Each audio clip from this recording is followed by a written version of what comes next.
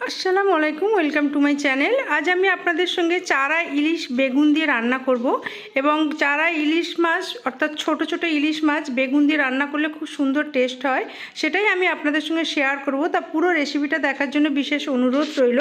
তা প্রথমেই আমি দেখুন একটা কড়া গ্যাসের মধ্যে বসিয়ে দিয়েছি এবং এতে একটু তেল দিয়ে দিয়েছি। তেলটা অল্প পরিমাণেই দিয়েছি কারণ ইলিশের আবার একটু তেল বেরিয়ে আসবে। তা তেলটা একটু গরম হবার সঙ্গে সঙ্গে আমি ওতে 1 কাপের মতো পেঁয়াজ দিয়ে দিলাম। পেঁয়াজটা আমি একদম পাতলা পাতলা করেই কেটেছি। তা পেঁয়াজটা যতক্ষণ না একটু ব্রাউন কালার হচ্ছে ততক্ষণ কিন্তু আমি এটাকে হাই ফ্লেমে নাড়তে থাকবো।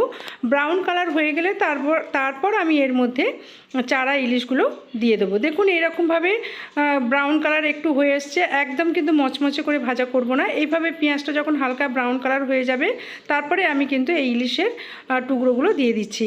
ইলিশ মাছটা আমি আগে থেকেই ভালো করে ধুয়ে পানি ঝরিয়ে রেখেছি এবং এটা আমি এই পেঁয়াজের সঙ্গে ভালো করে একটু কষে নিলাম। তেলের মধ্যে এইভাবে একটু নেড়ে নিতে হবে, তাহলে কিন্তু ইলিশের যে কাঁচা গন্ধটা সেটা চলে যাবে এবং খেতেও খুব সুন্দর টেস্ট হবে। এবার এর মধ্যে আমি 3-4টা কাঁচা লঙ্কা দিয়ে দিলাম এবং কাঁচা লঙ্কাটা আপনারা ডিভাইডেড করেও দিতে পারেন, কিন্তু ঝাল বেশি হয়ে যাবার জন্য কাঁচা লঙ্কাগুলো গোটাই দিয়ে দিলাম এবং টমেটো কুচিও একটু দিয়ে দিলাম এবং বেগুনগুলোকে আমি এইভাবে কেটে নিয়ে আমি ইলিশের ওপর বিছিয়ে দিলাম। দিয়ে এর মধ্যে একটু আদা রসুনের পেস্টও দিয়ে দিলাম। এবার আমি এর মধ্যে কিছু শুকনো মশলা দিয়ে দেবো। প্রথমে আমি একটু টেস্ট মতো নুন দিয়ে দিলাম, তারপরে আমি এর মধ্যে দিয়ে দেবো ড্রাই রোস্টেড জিরা পাউডার দিয়ে দিচ্ছি। সবই আমি কিন্তু হাফ টিস্পুন করেই দেবো। দিয়ে দিচ্ছি হলুদ গুঁড়ো আর কাশ্মীরি লাল লঙ্কার গুঁড়ো এবং একটু কালারটাও সুন্দর আসবে। দিয়ে দিচ্ছি ধনিয়া গুঁড়ো এবং কাঁচা জিরে গুঁড়ো, এবার কাঁচা জিরে গুঁড়োর পাউডার সবগুলো দিয়ে এইবার এর উপরে আমি একটু পানি দিয়ে দিচ্ছি। দিয়ে আমি এটাকে হাই ফ্লেম করে দেবো। হাই ফ্লেমে আমি এটাকে চাপা দিয়ে দেবো। চাপা দিয়ে দিলাম, যতক্ষণ না মাছটা একটু ফুটছে ততক্ষণ এইভাবে আমি হাই ফ্লেমে রেখে দেবো। দেখুন মাছটা ফুটে গেছে, আমি আর একবার ভালো করে স্প্যাচুলা দিয়ে ভালো করে নেড়ে দিলাম। দিয়ে আমি আবার ভালো করে চাপা দিয়ে দেবো। চাপা দিয়ে দেওয়ার পর মাছটা যখন অনেকটা আরেকটু ফুটে যাবে তারপর আমি ফ্লেমটা একটু কমিয়ে দেবো।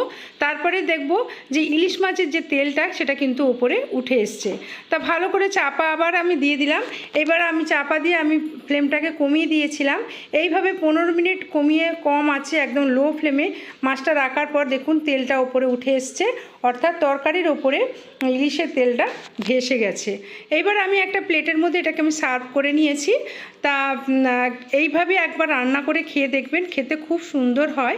তা রেসিপিটা যদি ভালো লাগে অবশ্যই আজিমা রান্নাঘরের কমেন্ট সেকশানে জানাবেন কেমন হলো। Thank you for watching this video.